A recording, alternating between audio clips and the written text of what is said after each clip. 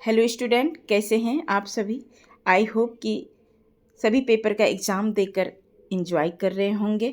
सभी सब्जेक्ट की परीक्षा हो चुकी है और आशा करती हूँ कि आपकी सभी पेपर का एग्ज़ाम अच्छा गया होगा। रिजल्ट का वेट कर रहे होंगे। जिस दिन हिंदी का पेपर था उसी दिन हम स्कूल पहुँचे। आप देख पा रहे हैं ये है वनस्थली स्कूल। इस स्कूल में 2 स्कूल की सेंटर पड़ी है, एक आरपी मेमोरियल, एक आरकेएस। बच्चे धीरे धीरे पेपर देकर निकल रहे हैं और साथ में स्माइल भी नज़र आ रही है। मुझे ऐसा लग रहा है कि पेपर बहुत इजी आया है, लेकिन जब हम पेपर को देखे तो थोड़ा सा घुमा के पूछा। वैसे इजी पूछा है लेकिन थोड़ी सी प्रश्न को घुमा कर पूछा है। आइए कुछ बच्चों से मिलकर जानते हैं कि उसका कैसा प्रश्न पूछा गया और कैसा उसका गया है। निबंध में क्या आया था? निबंध में निबंध सुनना आया था। इस बार नहीं आया। क्या क्या पूछा था व्याकरण में? पत्र वगैरह आया था। पत्र किस पे आया था? दोस्त को लिखना था। 1 हफ्ते के लिए घर वाले बाहर गए थे। तब तो इजी थे, हाँ। है ना। और कुछ व्याकरण में? और कुछ नहीं था, ठीक था।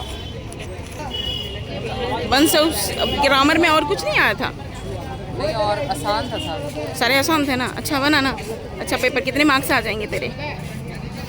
60 से ऊपर आ जाएंगे। बढ़िया है फिर तो। अच्छा पता नहीं, मेरा तो सेट 1 था। मेरा तो ठीक ठाक था, हार्ड था थोड़ा सा। और सेट 3 का क्या हार्ड था? मेरा सेट 1 था, सेट 1 का हार्ड था। बढ़िया गया ना। इजी पूछा है वैसे। वाक्य से ज़्यादा पूछा है ना। वाक्य से ज़्यादा पूछा है। वाक्य से मतलब वाक्य बनाने वाला ज़्यादा पूछा है। हाँ वही तो, वाक्य हमेशा पूछता है। Easy chapter. विज्ञापन किस पे आया था? डेयरी पे आया था। अच्छा, संदेश में? संदेश आया था ये गीत का। गीत का। और सूचना आया नहीं? नहीं, सूचना तो नहीं आया। नहीं, सूचना नहीं आया। पत्र आया था नहीं जी। हाँ।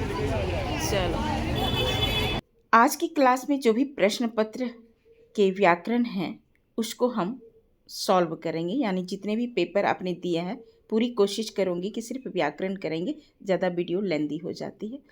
अगर आपने सही लिखा होगा तो आपके मार्क्स अच्छे आएंगे। आज डराने नहीं आई हूँ बल्कि हर प्रश्न को समझकर उसका उत्तर बताने आई हूँ। तो चलिए इसे आरंभ करते हैं।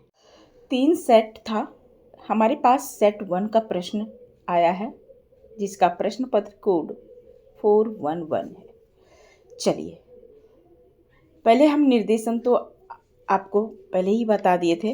अब हम प्रश्न में जो अपठित गद्यांश पूछा गया था वो मैंने बताया था आपको पहले कि कुछ रिलेटेड पूछेगा जो कि लेटेस्ट हो रही है। जैसे अब समर आ रही है तो उसके बारे में पूछा है। कैसे टेम्परेचर है, टेम्परेचर में क्या बीमारियां होती है, क्या अगर उसका किडनी खराब हो जाती है तो इसके बारे में। आशा करती हूँ इससे बहुत इजी है, उसी से आपको लिखना था, आपने लिखा होगा। खंड ख आती है व्याकरण से। तो प्रश्न 3 है, निर्देशानुसार पदबंध पर आधारित 5 प्रश्नों में से किन्हीं 4 प्रश्नों के उत्तर लिखिए। जो विद्यार्थी हर प्रश्न को ध्यान से प्रश्न पढ़ता है वही सबसे अच्छा पेपर करता है। राइट। चलिए, पहला प्रश्न है बहादुर मेहनती और हंसमुख लड़का है। वाक्य में से पदबंध छांटिए और उसका भेद भी लिखिए। आपको अंडरलाइन कहीं नहीं है, उसी से आपको छांटना है, यानी अंडरलाइन करके लिखना है और उसका भेद भी लिखना है। इस वाक्य में पहला होगा विशेषण पदबंध। बहादुर, मेहनती और हंसमुख लड़का। लड़का संज्ञा की विशेषता बता रहा है। लड़का क्या है? हंसमुख। लड़का संज्ञा हो गया। अगर पदबंध की विशेषता बता रहा है तो क्या विशेषता है? मेहनती है और हंसमुख है। बहादुर नाम का लड़का है, वह संज्ञा है। इसकी अगर विशेषता देखते हैं तो वो मेहनती और हंसमुख दोनों हो गया। तो इसका सही आंसर होगा विशेषण पदबंध। दूसरा है, वह अपना काम पूरी ईमानदारी और लगन से करता है। पूरी ईमानदारी और लगन से तक अंडरलाइन है, रेखांकित पदबंध का भेद लिखिए। तो यह क्या है, ईमानदारी और लगन, यानी काम कर रहा है, दिया भी हुआ है, अपना काम कर रहा है पूरी ईमानदारी और लगन से। जो काम करे उसे क्या कहते हैं, क्रिया विशेषण पदबंध। तो एडवर्ब, क्योंकि यहाँ क्रिया की विशेषता बता रहा है, काम करने की रीति को दर्शा रहा है, तो रीतिवाचक क्रिया विशेषण पदबंध हो जाएगी। थर्ड है, अमरकांत जी ने बहुत सा बाल और प्रौढ़ साहित्य भी लिखा। वाक्य में से विशेषण पदबंध चुनकर लिखिए। ये क्या कह रहा है, अमरकांत जी, अमरकांत जी किसी नाम है कोई किसी का। ये क्या कह रहा है, बहुत सा बाल, बाल मतलब क्या होता है, बच्चे, और प्रौढ़ साहित्य भी लिखा, यानी बाल मतलब बच्चा भी होता है। अगर पर्यायवाची के हिसाब से देखेंगे तो बाल पोथी भी होता है, जैसे गीता, रामायण, बाइबल। प्रौढ़ साहित्य भी लिखा, तो इसमें से अमरकांत जी ने लिखने का काम किया है ना, तो लिखने का काम किया है, इसलिए लिखना क्या हो गया, क्रियापदबंध। ये है, इसका आंसर होगा क्रियापदबंध। नंबर 4 है, सर्वनाम पदबंध का एक उदाहरण लिखिए। सिंपल सर्वनाम मैंने पढ़ाया था, वह, वे, तुम, जो भी हो, नाम की जगह पे जो आए सर्वनाम। तो इसका सिर्फ उदाहरण मांग रहा है, तो उदाहरण में कुछ भी दे सकते हैं। रोज़ 5 बजे उठने वाली मैं आज 7 बजे तक सोती रही। मैं क्या हो गया, सर्वनाम। तो इसका एक यह उदाहरण है। हालांकि ये वाक्य जो है बहुत लेंदी है। ऐसा वाक्य लिखे भी होंगे तो उसमें मैं, वह, तुम सर्वनाम आना चाहिए। अगर आपने लिखा होगा तो वह सही हो जाएगा। नंबर 5 है, किसी भी वाक्य में क्रिया पदबंध की पहचान कैसे की जा सकती है, उदाहरण सहित लिखिए। अब क्या कह रहा है, क्रिया पदबंध, क्रिया क्या होती है, काम। तो इसका वाक्य का कैसे पहचानेंगे, तो क्रिया जो इसका सेम मुख्य क्रिया क्या होता है, पहले और सहायक क्रिया बाद में आती है। इसको पहचानने के लिए वाक्य के अंत में कार्य हो रहा है, वह क्या कहलाता है, क्रिया पदबंध। उदाहरण को, जैसे वह खाना खा रहा है, तुम स्कूल जा रहे हो, यह क्या हो रहा है, स्कूल जा रहा है क्या है, काम है, खा रहा है क्या है, काम है, तो यह क्रिया को दर्शा रहा है। तो यही आपको लिखना था। चलिए, अगर ऐसा आपने लिखा होगा तो आपके सही मार्क्स आ जाएंगे। अब बढ़ते हैं प्रश्न नंबर 4। निर्देशानुसार रचना के आधार पर वाक्य रूपांतर पर आधारित 5 प्रश्नों में से किन्हीं 4 प्रश्नों के उत्तर लिखिए। मैं 5 बताऊंगी, लेकिन आपने जिसने जो भी 4 लिखे होंगे, अगर सही लिखेंगे तो मार्क्स मिल जाएगी। मैंने बताया था वाक्य में ज़रूर देख लीजिएगा, अक्सर पूछा जाता है, तो पूछा इस बार आपको रचना के आधार पर। आइए देखते हैं। पहला प्रश्न है, गौरैया ऊंचे महल के समीप से गुजरी और उसने संगीत की आवाज़ सुनी। रचना की दृष्टि से वाक्य का भेद लिखिए। ये आपके चैप्टर से है, आपको पता है जितने भी प्रश्न हैं ना वो आपके आई थिंक हमको लगता है 2 गौरैया चैप्टर से है, उसी से आपको सारे प्रश्न पूछे हैं। तो इसका रचना के दृष्टि से वाक्य का कौन भेद हो जाएगा। इसमें 2 उपवाक्य हैं।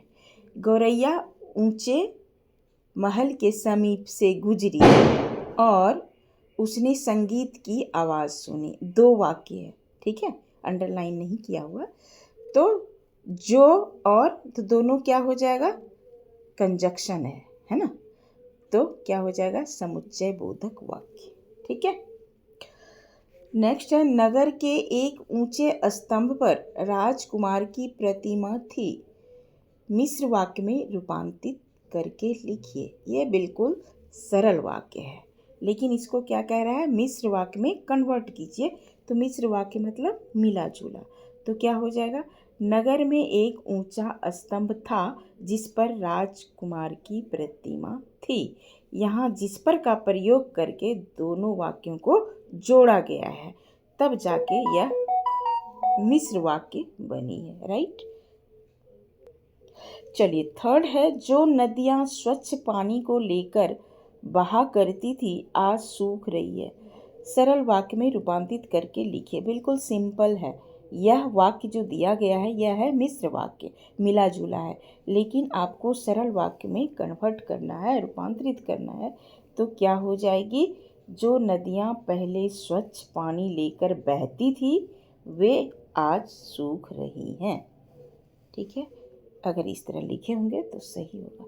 नंबर 4 है, दिन भर उड़ने के बाद गौरैया रात को नगर के समीप पहुंची।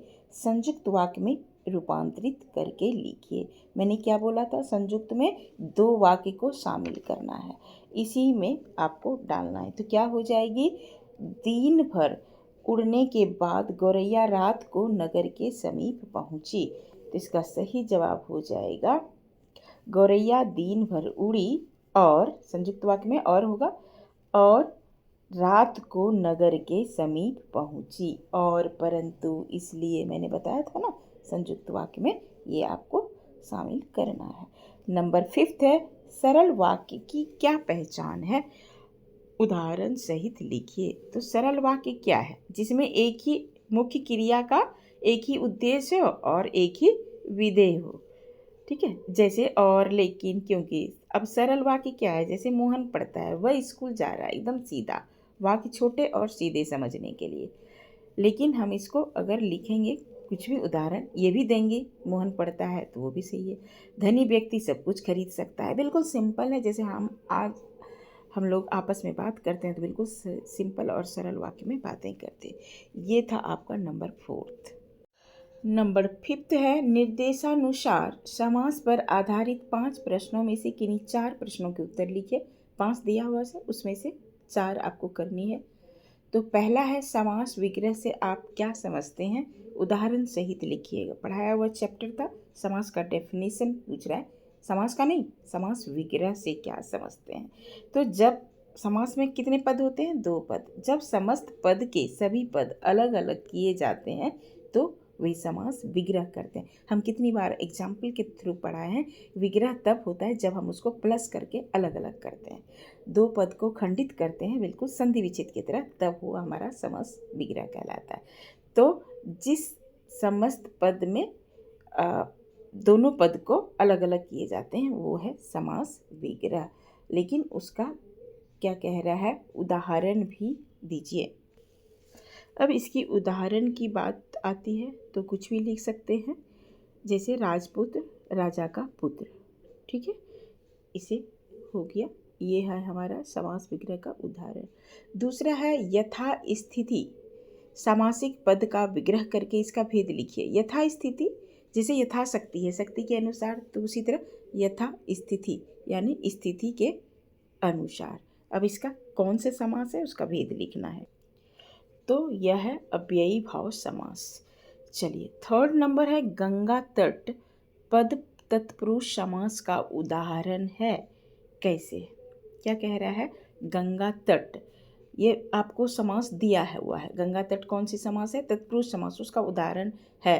यह कैसे है, तो आपको लिखना है गंगा तट तत्पुरुष समास है, क्योंकि जिस समस्त पद में दूसरा पद प्रधान होता है वह तत्पुरुष समास कहलाता है।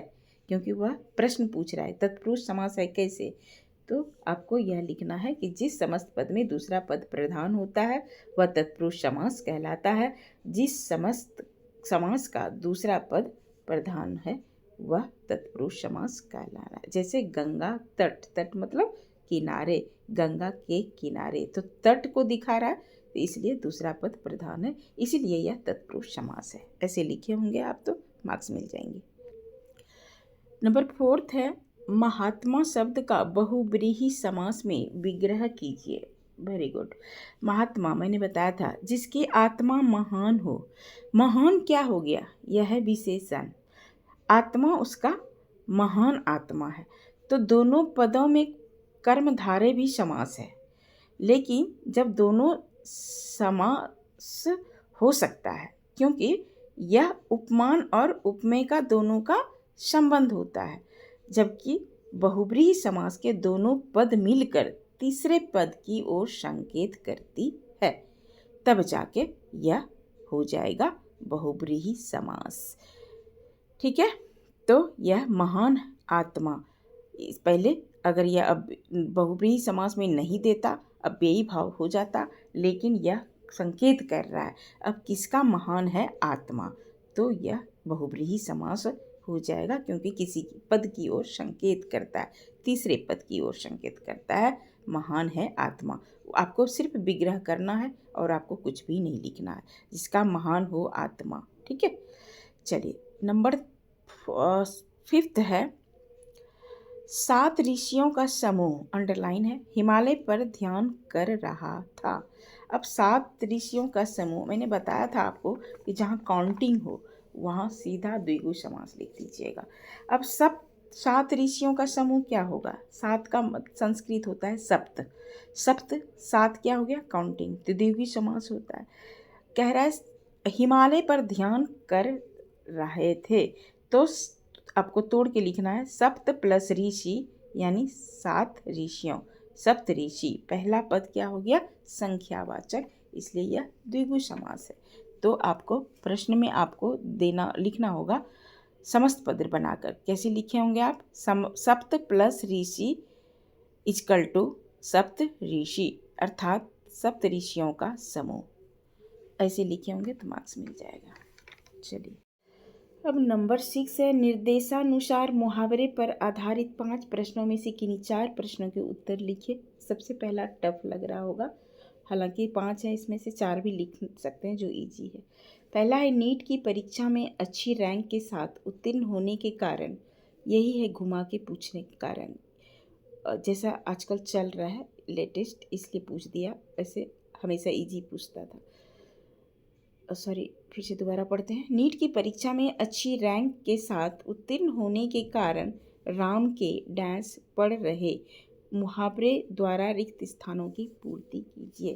तो क्या हो जाएगा, जमीन पर पाँव पड़ रहे हैं या रख जाना, रखना, कुछ भी, यानी नीट की परीक्षा में अच्छी रैंक के साथ उत्तीर्ण होने के कारण राम के पैर जो है जमीन पर नहीं रखनी, यानी बहुत घमंड करना। नेक्स्ट है, एक बात डैश लो कि किसी को भी अपना OTP नहीं बतानी चाहिए। तो अगर आप OTP बताते हैं तो आपके अपराध, साइबर अपराध हो जाते हैं।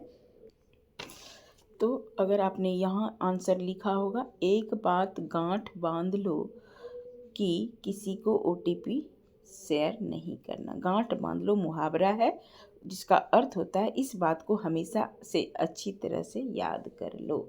यहाँ आपका मुहावरा क्या भराएगा, गांठ बांध लो। नंबर 3 है, अंडमान निकोबार द्वीप समूह का प्राकृतिक सौंदर्य देखकर पर्यटक अपनी सुध-बुध खो बैठे। सुध-बुध खो बैठे यहाँ है मुहावरा, लेकिन क्या कह रहा है, अंडमान निकोबार द्वीप जो है उसका इतना अच्छा सौंदर्य है, तो उसका क्या विशेषण बता रहा है, विशेषता।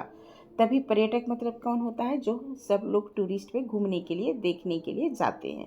तो क्या वहाँ देखने जाते हैं, अंडमान निकोबार का द्वीप समूह का प्राकृतिक सौंदर्य। तो कह रहा है इस वाक्य में मुहावरा चुनकर, तो मुहावरा क्या चुना आपने, सुध-बुध खो बैठे, ये है आपका मुहावरा। अब किसी अन्य वाक्य में प्रयोग कीजिए। इसी वाक्य में आपको नहीं प्रयोग करना है, लेकिन किसी दूसरे वाक्य में प्रयोग करना है। तो देखते हैं क्या वाक्य में प्रयोग कर सकते हैं, वाक्य कोई भी हो। सबसे पहले सुध-बुध खो बैठना मतलब होश ना आना, तो कुछ भी बेहोश जब हो जाता है तो उसको क्या बोलते हैं, होश नहीं आ रही है। सुध-बुध मतलब उसका दिमाग कहीं काम नहीं चलता है। इसका कोई भी वाक्य, अगर आपको मुहावरे का अर्थ आता है तो आप कुछ भी वाक्य बनाइए। जैसे परीक्षा में कठिन सवाल देखकर छात्र ने अपनी सुध-बुध खो बैठी, यानी छात्र के होश उड़ गए। होश मतलब खत्म हो गया, खो देना, अचेत हो जाना, मतलब कुछ भी। ऐसे ही इसको दूसरे वाक्य में, अन्य मतलब दूसरे वाक्य में प्रयोग करना है, क्योंकि ये अंडमान निकोबार वाला आपको यह वाक्य नहीं बनाना है। सिर्फ मुहावरे को देखते हुए किसी अन्य वाक्य में पूछा है कि आप इसे अर्थ आपको आना चाहिए, इसी अर्थ को प्रयोग करते हुए किसी दूसरे वाक्य में कीजिए। नंबर 4 है, पानी पानी होना मुहावरे का अर्थ को व्यंजित करने वाला अन्य कोई मुहावरा लिखिए। तो पानी पानी होना मतलब होता है लज्जित होना। तो उसका अर्थ जो है लज्जित होना कह रहा है, लेकिन मुहावरे के अर्थ को व्यंजित करने वाला अन्य कोई मुहावरा लिखिए। यानी कहने का मतलब है पानी पानी होना का अर्थ होता है लज्जित होना, लज्जित होना। तो इसके बदले में कोई और दूसरा मुहावरा लिखिए जिसका मीनिंग और होता है लज्जित होना। तो एक सिर झुकना भी होता है मुहावरा जिसका अर्थ होता है लज्जित होना। अत्यंत लज्जित होना, चुल्लू भर पानी में डूब के मर जाना। बहुत तरह के मुहावरे हैं, आप कोई भी मुहावरा लिख देते तभी भी आपके चल जाते। नंबर 5 है जमीन आसमान का अंतर और 19-20 का अंतर। मुहावरों में अंतर स्पष्ट कीजिए। बहुत अच्छा है। 19-20 जमीन आसमान का अंतर। अब जमीन आसमान का अंतर मतलब क्या होता है?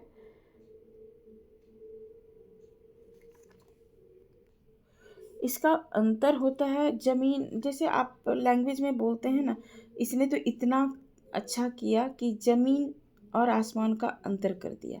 यानी प्रयत्न में कोई भी कमी नहीं छोड़ना, कोई भी काम में जो भी है काम कर रहे हैं उसमें कोई भी एक कसर भी नहीं छोड़ना, इसको ऐसे बोलिए।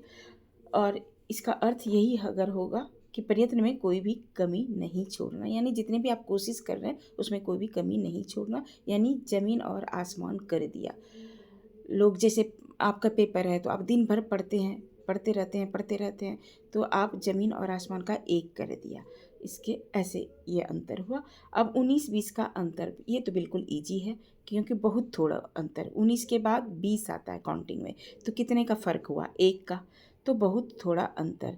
जैसे कई लोग दो भाई होते हैं, 2 बहन होती है, तो उसमें लोग कंपेयर करते हैं। ये दोनों बहन के स्वभाव में, ये दोनों बहन के देखने में बस 19-20 का फ़र्क है।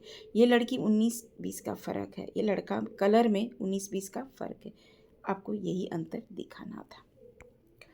ये था नंबर 5th। 6th हो गया। 7th और 8th 9th 10th तक आपको प्रश्न जो जितने भी आए हैं, 11th तक आपको आया है। यानी खंड ग से जितने भी प्रश्न हैं वो आपके बुक से, साहित्यिक से आया है, लिटरेचर से। खंड घ में पूछा है निम्नलिखित में से किसी एक विषय पर संकेत बिंदुओं के आधार पर लगभग 120 शब्दों में एक अनुच्छेद लिखिए। जैसा कि मैंने बताया था कि 2 तरीके से पूछा जाएगा, लेकिन यहाँ आपको संकेत के द्वारा पूछा गया है। जैसे ई रिक्शा पारंपरिक रिक्शा का आधुनिक रूप, आवागमन का सस्ता साधन, लाभ और हानि ट्रैफिक नियमों की बाध्यता अनिवार्य है।